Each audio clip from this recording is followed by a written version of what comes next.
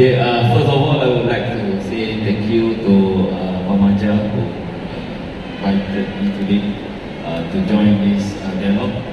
Okay,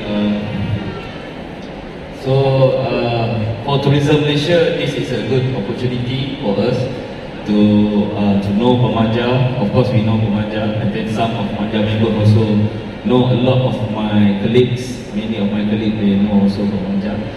And it's good to know that today you have a long day meeting from morning. From the morning, you have operation meeting and others. Okay, for Tourism Malaysia, we always believe work with the two countries. I just talked to me just now. Tourism is all about the borderless world, working together two countries. Why? Of course, like me, Tourism Malaysia, like us in Tourism Malaysia, we want to promote Malaysia to the Japan people, to come to Malaysia, to enjoy the tourism in Malaysia, to enjoy the culture in Malaysia. That's why when whenever they do homestay promotion in Japan, Tourism Malaysia always support because the Japanese, they love to go to the homestay and learn the culture, picking coconut, learn English in our local school, in the village, in kampung. Okay, so that's how, not only homestay, Malaysia my second home, we promote also Malaysia my second home to the Japanese people. And beside that, the normal tourism product like the islands and also the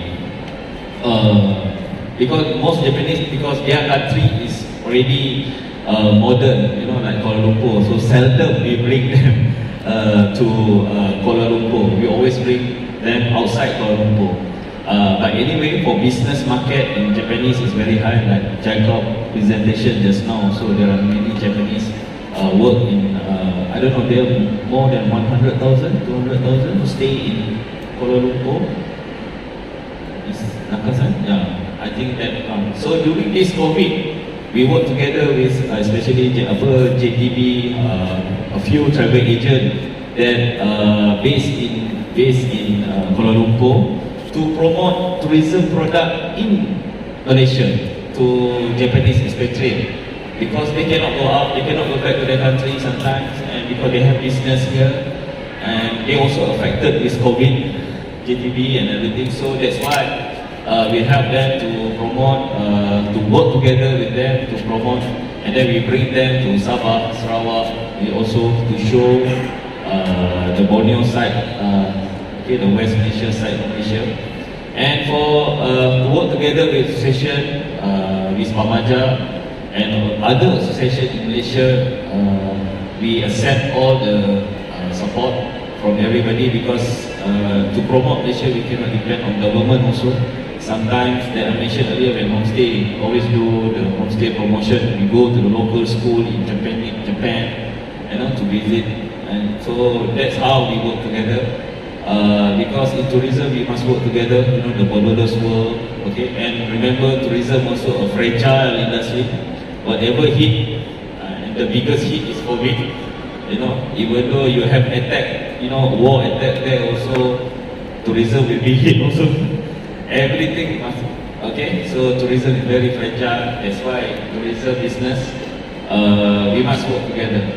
And now in tourism, it's not only tourism, we're talking about island, we're not talking about eco-tourism and others. Even though now education also become tourism, edu-tourism. Okay, when we're talking about health, also become health tourism.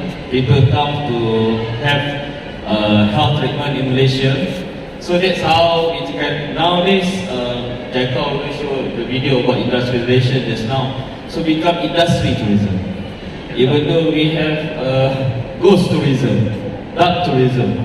So even though I also afraid to join the dark tourism, because I'm afraid of dark from my childhood. So that's why when I sleep, I always switch on my light until today. Even though it's not good for our health, but yeah, what to do. But anyway, again, from this session, I want to open. Later, I will pass the mic to others. other. But anyway, you have any question regarding Tourism Malaysia, how we want to work together, please let me know. If you're shy to talk to me in this forum, I'll be free here. You can click my card, my phone number also available, so no problem. I'm ready to have a conversation with all the members of Komaja. Okay, I think Datuk Syariman know, I always join any association that he joined also. Okay, Datuk Azli also here with me. Both are my good friends. They always help to develop Tourism Malaysia product to the world. Okay, for the first session, that's all from me, Dato'. Later you can ask questions. Thank you. Thank you. Thank you very much. Sorry, I am not really good at speaking in front of many people, and I would feel very, very nervous. But today, somehow I'm relaxed and I feel comfortable because I see many, many familiar faces. Dato', thank you very much. Thank you. And exco members, thank you very much. And thank you very much. Well, as you saw in the presentation of JICA, JICA is not a sort of specialized agency. We are a development cooperation agency, and our tasks ranges from, as you know, industrial development, human resources development, environment, natural resources, and infrastructure, many, many fields. So that is the nature of our work.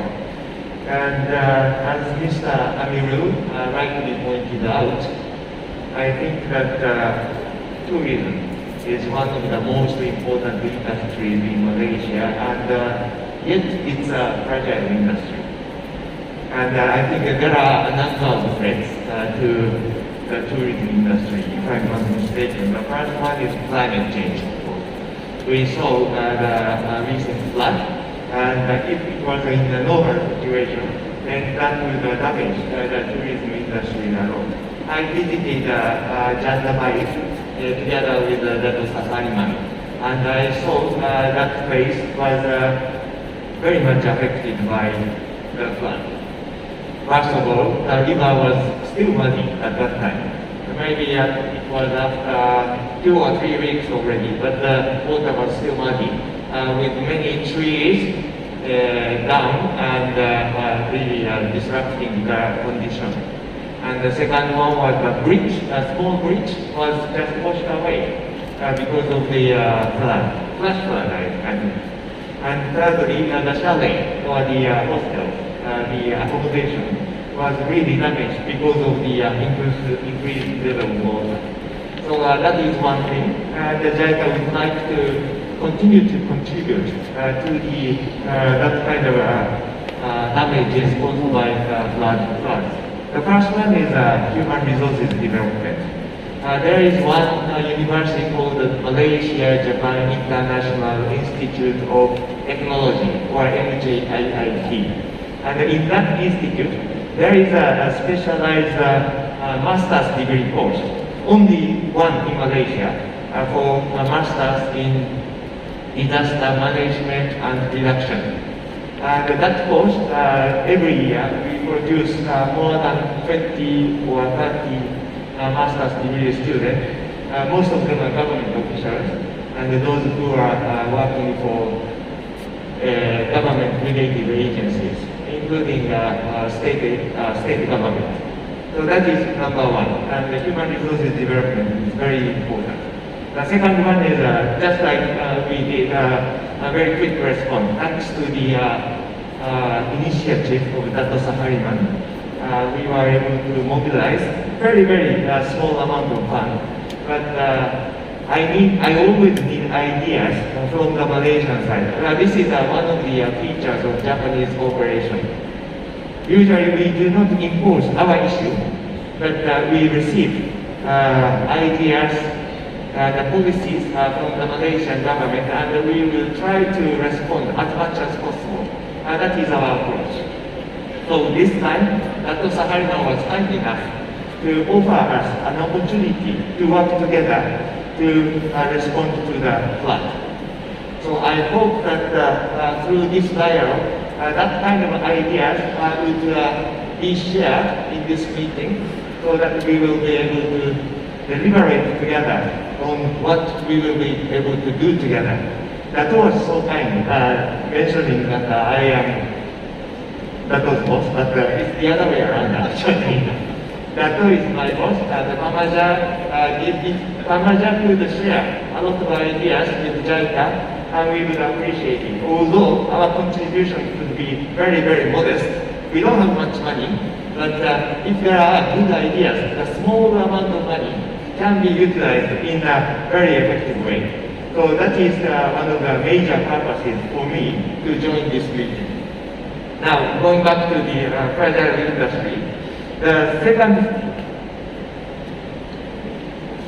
second threat is infectious disease. As we have been seeing in this world, also in Malaysia particularly. And in this regard, we are working together with the Ministry of Health, Malaysia. The Embassy of Japan contributed vaccines, and JICA contributed to the storage as well as distribution of vaccines by providing refrigerators and cold boxes. And that was well acknowledged by your health minister, Minister Ali Jamaluddin. And we were very happy to be able to support Malaysia in that regard. And if we could control this infectious disease, as Mr. Abdul has mentioned, I think we will be able to recover the tourism, and the tourism will be flourish again. So that is the second item. And the last one is pollution and environment deterioration. Because Malaysia is so rich in nature. But we need to conserve this nature so that people can continue to appreciate and enjoy exposed to the beautiful nature of Malaysia. So JICA is also very keen to support this aspect. As you have seen in the presentation, in Borneo Island, we are working on biodiversity conservation. And we would like to continue to work on this aspect. And we also have JICA volunteers who are working on, national park management. So in this way, we would like to enhance people-to-people collaboration in a number of important areas. Today, the main topic is tourism. That is why I just focused on 3 areas: climate change, infectious disease, and environmental deterioration. But as I have said, there could be many, many more things that we will be able to do together. And for that aspect, we need your ideas so that Pamaja and JICA can continue to work together in a further enhanced manner. Thank you very much. Thank you.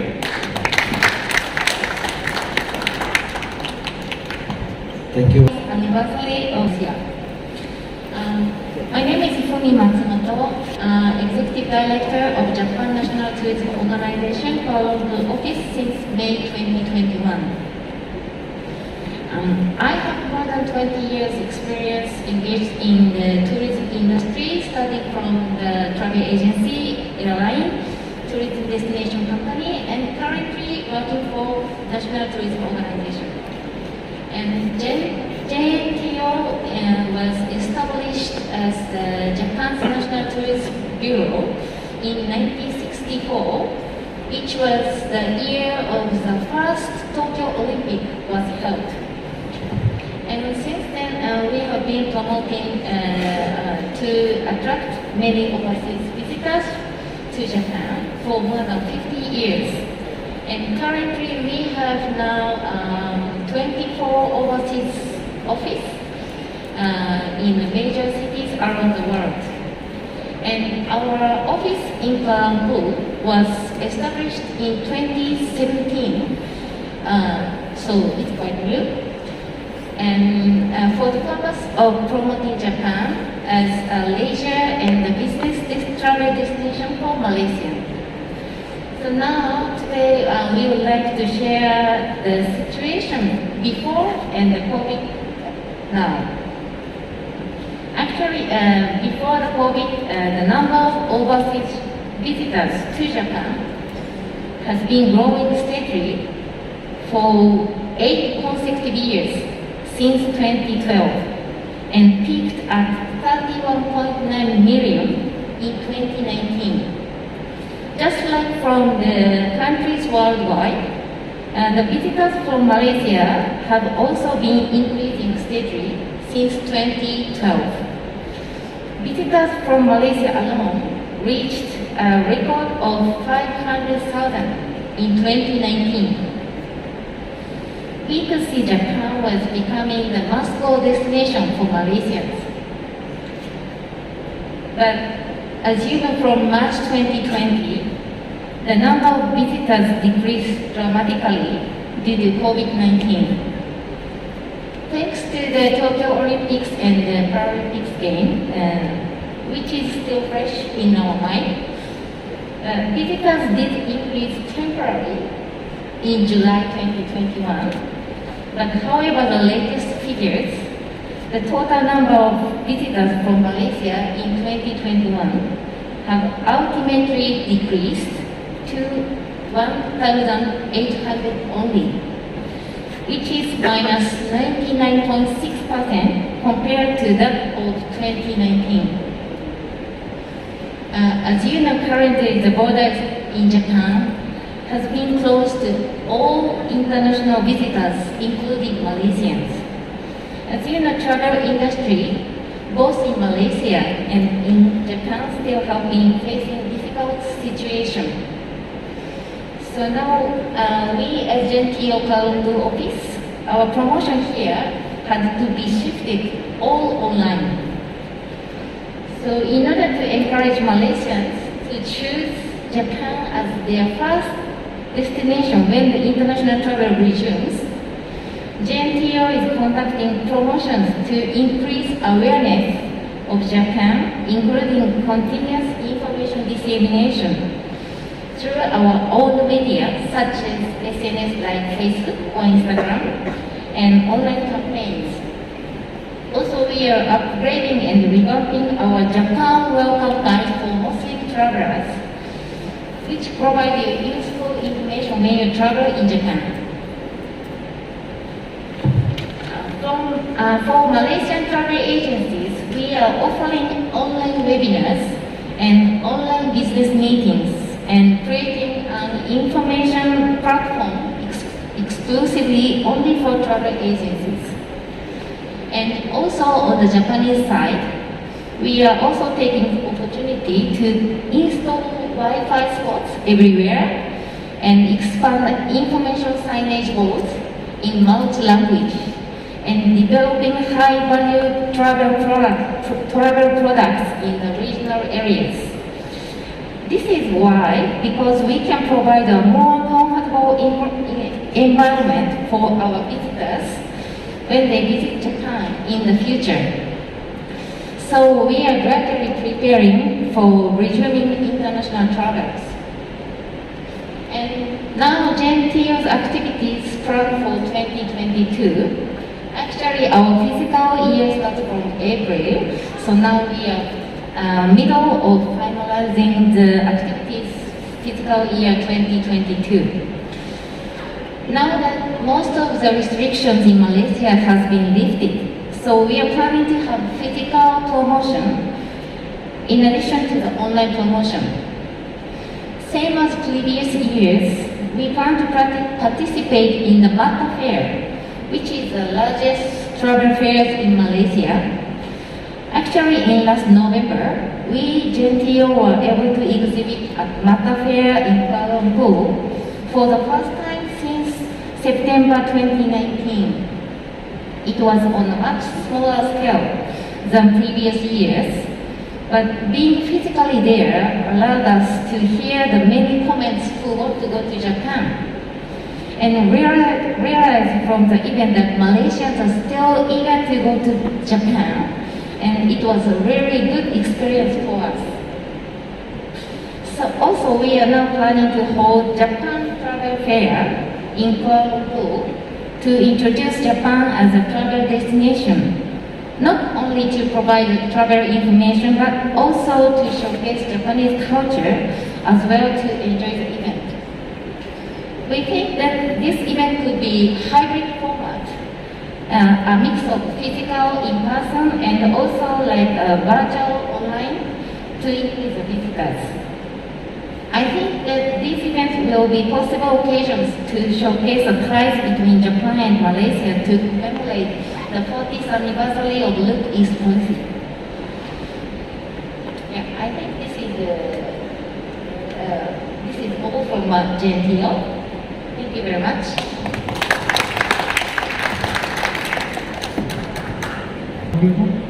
Let me introduce our company briefly.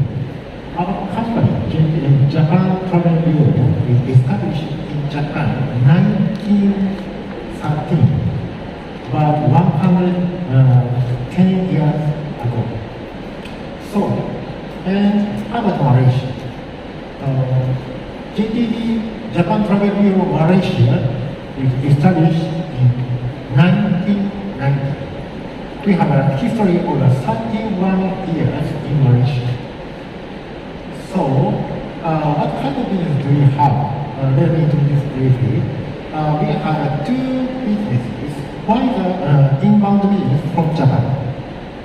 We are handling, we are looking after Japanese people from Japan to Malaysia. And the other business is going to overseas, aftermarket business.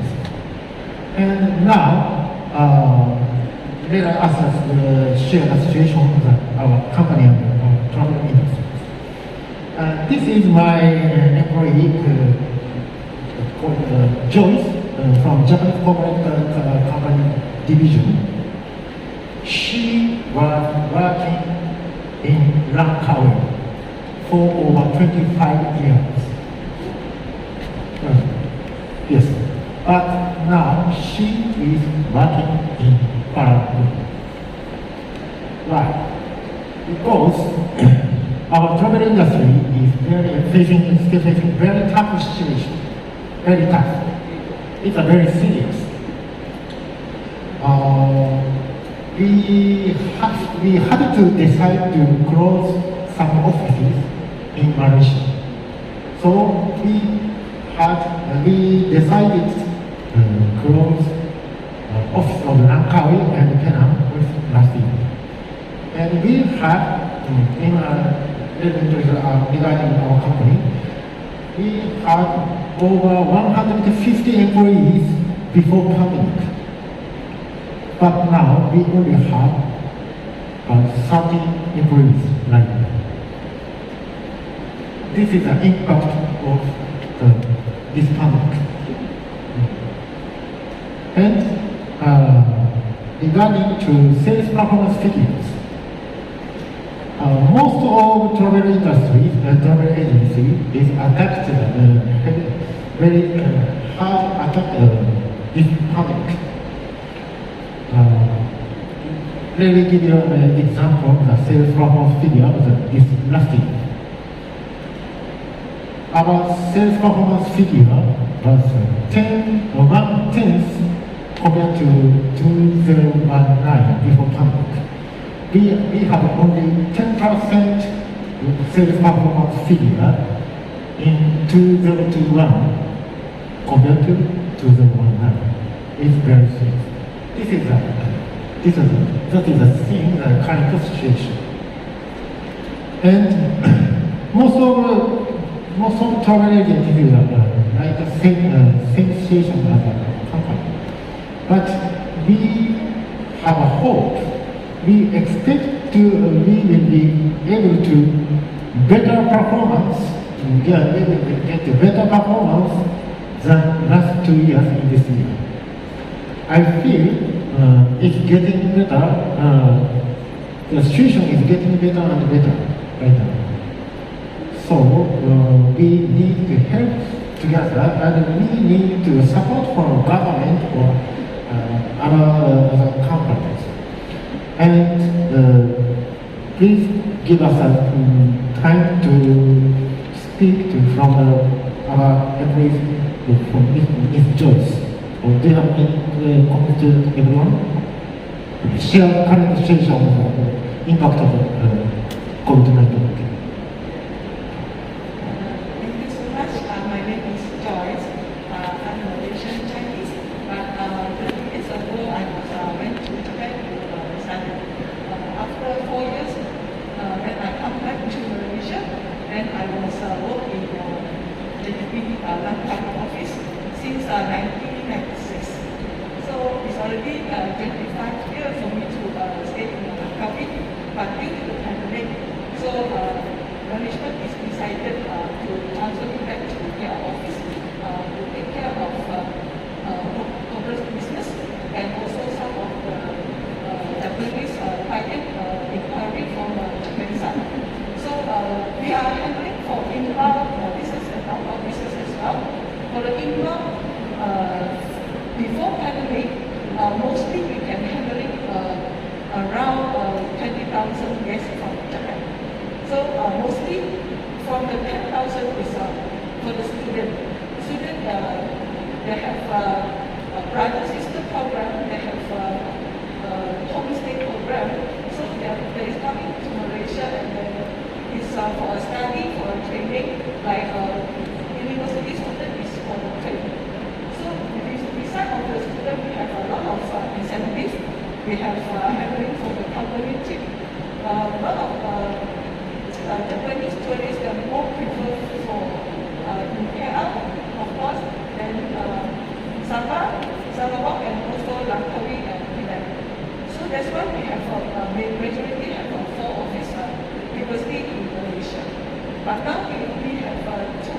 One is KL is the main, Kota Kinabalu is the another one office, because we hopefully when this pandemic is end, they have still have reason the direct flight from Japan to Kota Kinabalu directly. We hopefully can bring more and more Japanese to Malaysia. We have a lot of programs like Japan Expo. Every year is organized. So we have make all the promotion. We bring all the Malaysia good things like we have a very good hotel, 5-star hotel in Langkawi. We have a beautiful beach. We have quite a lot of historical places like Penang, Malacca. We have quite very nature in Sabah and Sarawak. This is why we bring all this kind of materials to bring to Japan and introduce to Japan. We hopefully, after this pandemic, more and more Japanese will come back to Malaysia. As long as in Malaysia as well, Malaysian people also wish after this pandemic, the first destination they would like to visit is Japan. When we attending the Mata Fair last month, we have met a lot of customers. The first question they're asking is, when I can go to Japan? This is the first question. Then we just hopefully, if this really can be happening very soon, maybe after this or 2 months later. Yeah, thank you very much for Malaysia to let us to voice out during this platform. We hopefully Malaysia government also can be just consider, because for the tourism is very tough for these 2 years. Thank you very much. Both in Malaysia and in Japan, so we try to handle much tourist customers as many as we can. So thank you very much for your sharing. Thank you so much.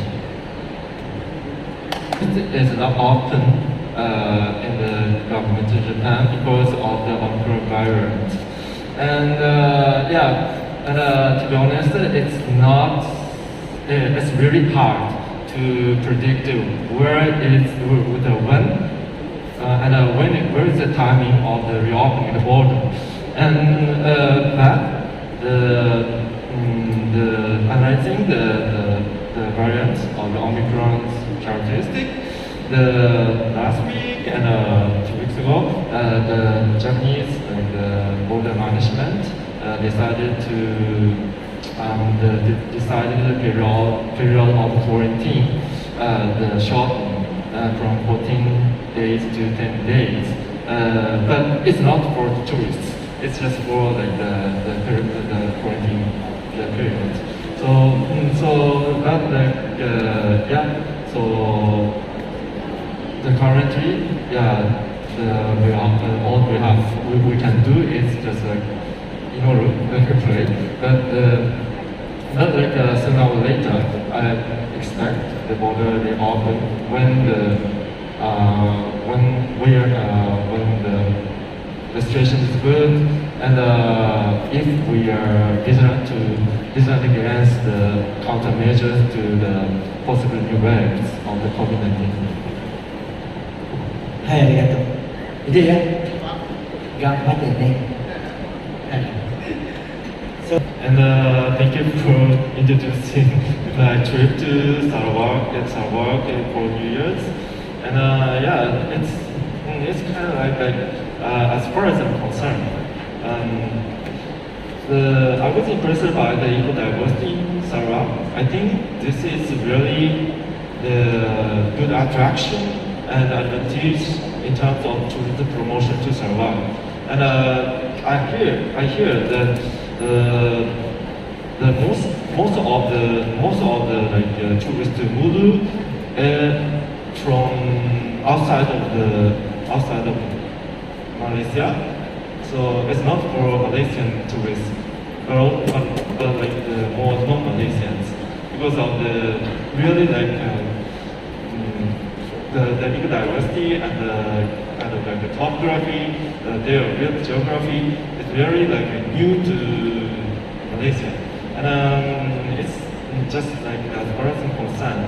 But I think this is really good chance to review and discover the new attractions and the elements of the as a destination, the tourism destination. So what they don't know and what the non-Malaysian tourists from foreigner tourists can be like attracted or moved, amazed. So we have time to review that and analyze that or feedback. And it's my comment. It's okay. Thank you very much. Amirul, ya, bisa. Hello. Doctor, thank you for your suggestion.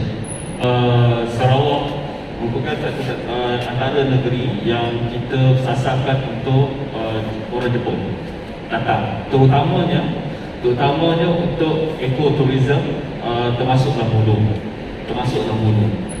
Untuk makluman semua, Mulu sebelum ni kita pasarkan ke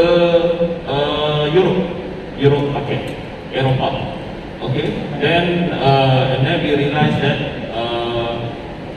we should introduce Mulu game to the Japanese, especially because Japanese are more adventurous compared to any other Asia countries.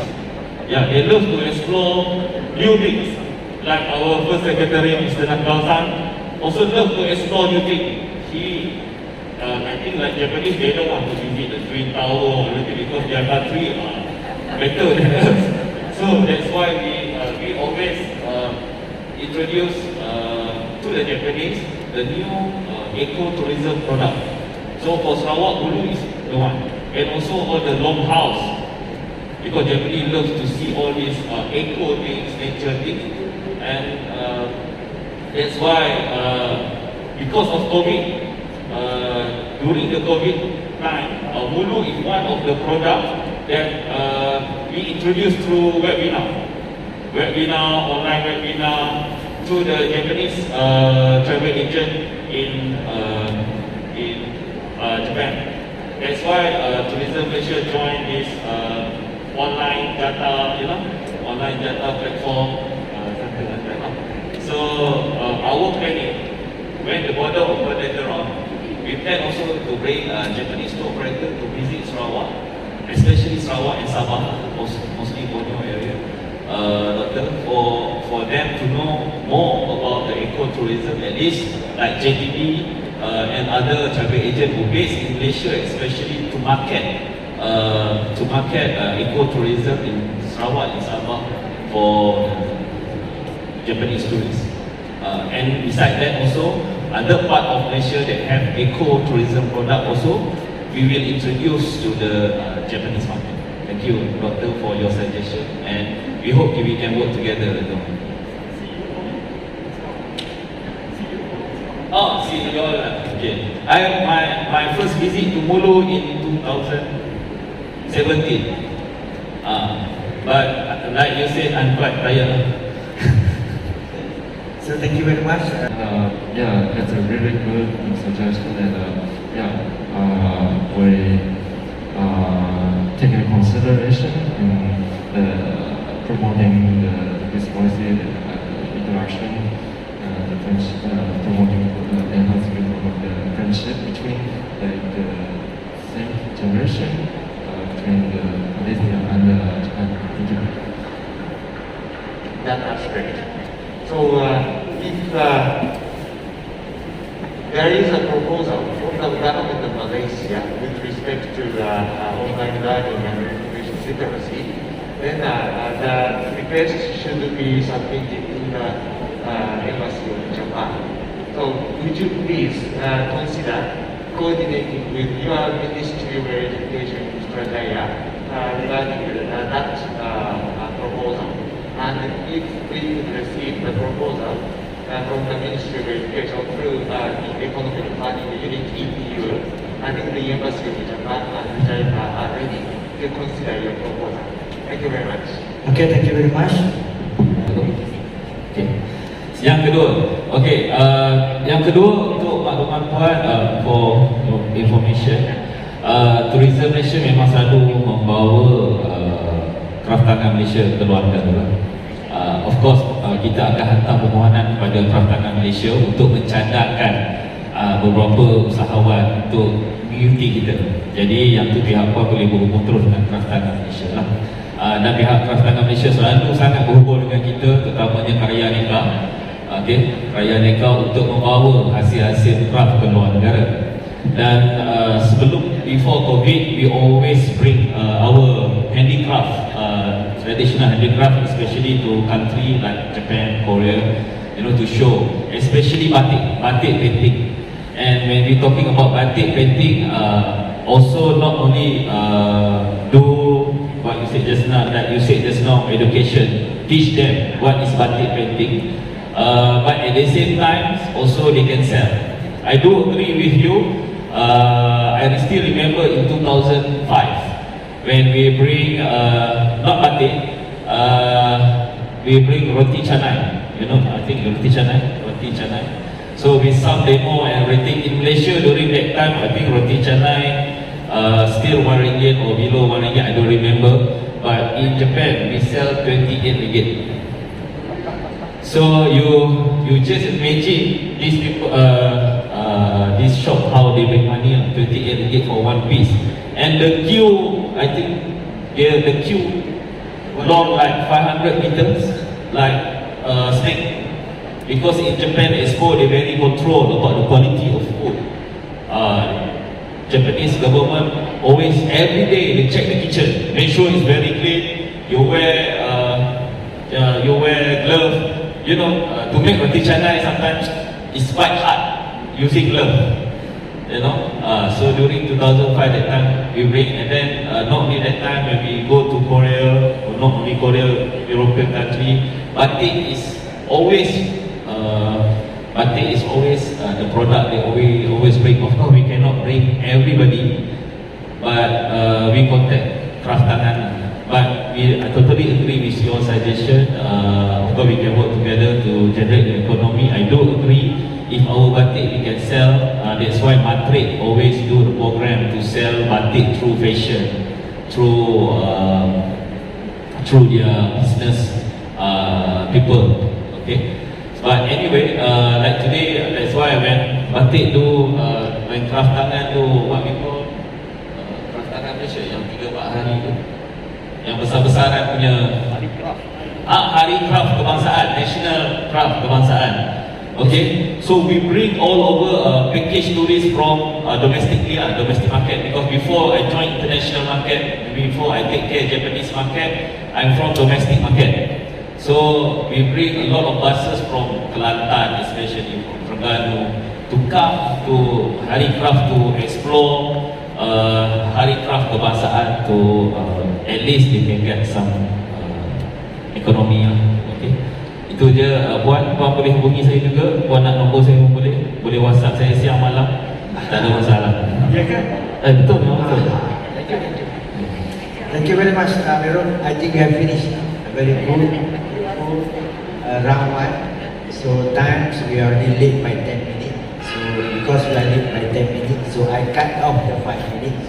So thank you very much. Thank you. Thank you. Very short, eh? Arigato. Joyce, anything, Joyce? It's okay. Okay, thank you very much. Next. Inviting me such a great opportunity today. Can you hear me? Yes, yes.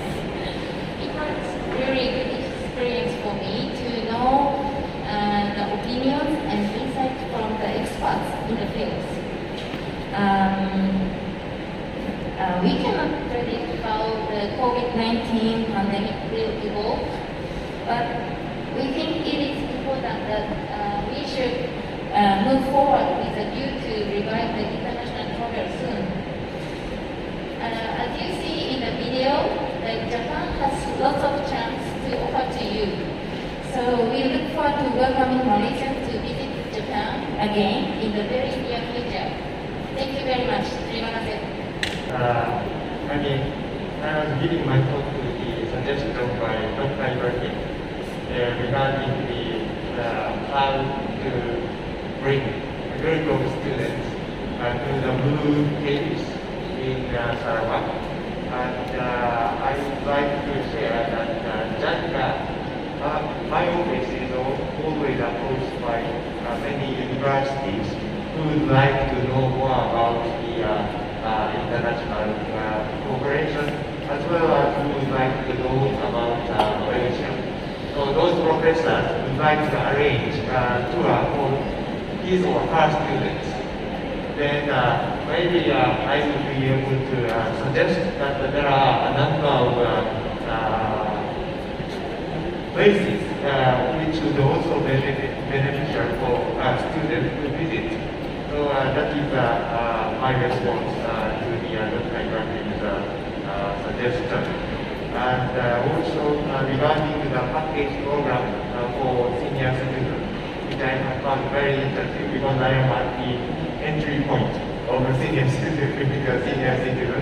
I'm 50 plus, so I think that will be very interesting. So if there are going to be sort of more details regarding what kind of schedule is preferable for senior citizens, what kind of food items are attractive for senior citizens, and what kind of attraction. I don't think senior citizens would like to go for bungee jump or those dangerous activities. So what kind of attractions are suitable for senior citizens and what kind of accommodation requirements there are. So if you could attend to these aspects, I think that would be also very meaningful. So once again, I would like to thank you all. And as I have said at the outset of my intervention, JICA would like to work together with Mamanya. Thank you very much. So although our contributions would be very, very small and modest, but there are meaningful activities in order to enhance friendship and human-to-human communication. We would like to work with Mamanya. Thank you very much. I hope that Dr. Yunus will give me a large group which you follow me the other way. Thank you very much. Thank you. Yeah, thank you. The session, and it was really meaningful dialogue, and I was able to get many informations about how to enhance the friendship, including the learning, intensive learning, and how to promote lifetime interaction through the culture and the tourism exchange and interaction. still have like 11 months, and yeah, I expect this kind of discussions will be more for the poster and done for the promoting. And yes, and then we also we still have like 11 months to how to promote. And then we can kind of like come up with for the strategy and for the strategy for the going into the next stage. Thank you for your sharing your ideas, and thank you for Mr. Liu for sharing points, and it's really good time to consider and review how to grow